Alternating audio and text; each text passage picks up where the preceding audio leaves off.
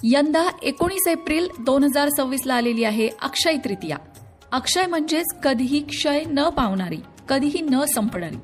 आणि म्हणूनच या अक्षय तृतीया तिथीचं महत्त्व सुद्धा कधीही न संपणारच आहे. कारण अक्षय तृतीयेचा दिवस 3.5 मुहूर्तांपैकी एक आहे. त्यामुळे जर तुम्हाला नवीन घर, वाहन किंवा कुठलीही नवीन खरेदी करायची असेल तर त्यासाठी 19 एप्रिल अर्थात अक्षय तृतीया अत्यंत उत्तम दिवस आहे. तुम्हाला नवीन काम सुरू करायचं आहे, त्याचबरोबर काही नवीन गोष्टींचा शुभारंभ करायचा आहे तुमच्या आयुष्यामध्ये, त्यासाठी तुम्ही अक्षय तृतीयेचा दिवस निवडू शकता, जी यंदा आलेली आहे 19 एप्रिलला. 3.5 मुहूर्तांपैकी एक असल्यामुळे अक्षय तृतीयेच्या दिवशी तुम्हाला कुठलाही मुहूर्त बघण्याची गरज नसते. या दिवशी तुम्ही लग्न, साखरपुडा, मुंज किंवा इतर कुठलेही धार्मिक शुभ कार्य करू शकता. त्यासाठी तुम्हाला काहीही बघण्याची गरज नाही. पण तुम्हाला माहितीये का, तुम्हाला जर अक्षय तृतीयेचा खरा लाभ घ्यायचा असेल, या तिथीचा लाभ घ्यायचा असेल ना, तर या दिवशी तुम्ही जप, होम, दान या गोष्टी जर केल्या तर त्याचं पुण्य अक्षय असतं, म्हणजेच कधीही न संपणारं त्याचं पुण्य असतं. बरं, अक्षय तृतीयेचं महत्व इतकंच नाहीये बरं का. तर अक्षय तृतीयेच्या दिवशी परशुराम जयंती सुद्धा असते, बसवेश्वर जयंती असते, हयग्रीव जयंती असते, नरनारायण जयंती असते. इतकंच नाही, अन्नपूर्णा जयंती सुद्धा असते. आणि म्हणूनच अक्षय तृतीयेच्या दिवशी गॅसच्या शेगडीची पूजा करायला सांगितली जाते. सकाळी उठल्याबरोबर गॅस लावण्याआधी गॅस स्वच्छ करून, पुसून, हळदी कुंकू, फुलं वाहून गॅसच्या शेगडीची पूजा करावी म्हटलं जातं. कारण ती अन्नपूर्णेचीच पूजा केल्यासारखं असतं. अन्नपूर्णेची पूजा या दिवशी आवर्जून केली जाते. तुमच्या देवामध्ये छोटी अन्नपूर्णा असेल तर त्या अन्नपूर्णेची पूजा, तिला संपूर्ण सागरसंगीत नैवेद्य या दिवशी आवर्जून दाखवावा. या दिवशी लक्ष्मी मातेला प्रसन्न करण्यासाठी सुद्धा काही उपाय केले जातात, ते बघूच आपण पुढे. पण भगवान श्रीकृष्ण असं अर्जुनाला सांगतात की अक्षय तृतीया ही जी तिथी आहे, या तिथीला करण्यात आलेलं दान, हवन तसंच देव आणि पितर यांच्याप्रती केलेलं जे कार्य आहे ते कधीही व्यर्थ जात नाही. ते अविनाशी असतं, कधीही संपत नाही. म्हणून पितरांसाठी सुद्धा दानधर्म अक्षय तृतीयेच्या दिवशी केला जातो. आयुर्वेदातील औषधी वनस्पतींची लागवड या मुहूर्तावर केल्याने त्यांची वृद्धी होते. यावरनं तुम्हाला या तिथीचं महत्त्व लक्षात आलं असेल.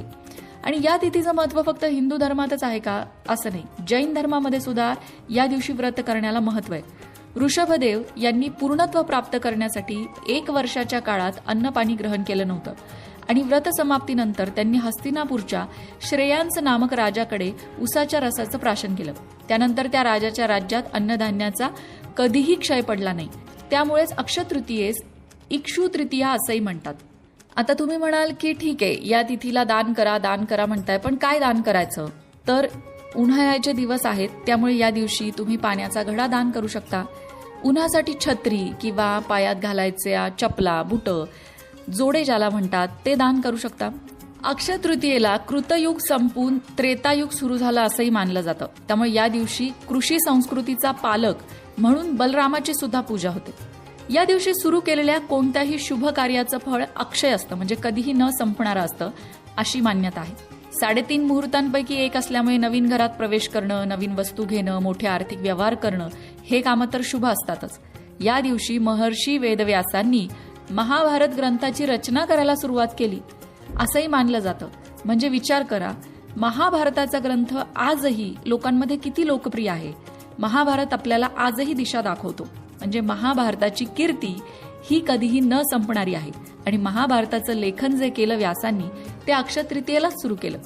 यावरूनच आपल्या लक्षात येईल की अक्षय तृतीयेला सुरू केलेलं काम हे किती लांबपर्यंत टिकतं.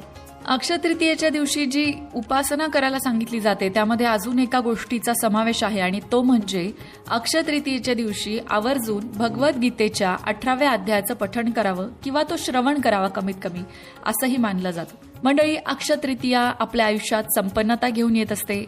ती संपन्नता कायम आपल्या आयुष्यात टिकावी यासाठीच अक्षय तृतीयेच्या दिवशी दानधर्म, पूजा अर्चना केली जाते. जाता जाता आणखीन एक घटना ज्याचा महाभारतात उल्लेख आहे. महाभारतानुसार याच दिवशी भगवान श्रीकृष्णांनी पांडवांना त्यांच्या वनवासात अक्षय पात्र दिलं होतं. हे अक्षय पात्र म्हणजेच ते कधीही रिकामं होत नसायचं, कायम अन्नानी भरलेलं असायचं, ज्यातून पांडवांना अन्न मिळत असे. अशा अनेक पौराणिक कथांचा संदर्भ या अक्षय तृतीयेचं तिथीचं महत्त्व समजून सांगताना देता येईल. एकंदरीत तुमच्या लक्षात आलं असेल की ही तिथी खूप महत्वाची आहे. या तिथीला पूजा अर्चना दानधर्म नक्की करावा, पण त्याचबरोबर काही नियम सुद्धा पाळावे. अक्षय तृतीयेच्या दिवशी चुकूनही खोटं बोलू नये. अक्षय तृतीयेच्या दिवशी घरात वादविवाद भांडणं कटकटी अजिबात करू नये. त्यामुळे आर्थिक नुकसान होतं, माता लक्ष्मी नाराज होते. त्याचबरोबर अक्षय तृतीयेच्या दिवशी ब्रह्मचर्याचं पालन करावं.